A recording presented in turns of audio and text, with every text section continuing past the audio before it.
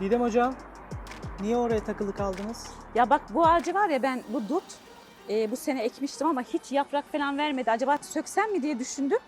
Bak şu anda şoktayım. Dibinden bir tane şey vermiş, dut vermiş, görüyor musun? İnsan kuruduğunu zannediyor ya da mesela olumsuzluğa ya da umutsuzluğa düşüyorsun. Hiçbir çaren yok gibi düşünüyorsun. Bunu ben kanser hastalarına çok görüyorum ama gördüğün gibi Allah bitti demeden bu işler bitmiyor, değil mi? Bitmez. Bak yeşermiş bu kuru dalın dibinde. İnsan da böyle mesela öldüğün zaman tekrardan yeşereceksin işte.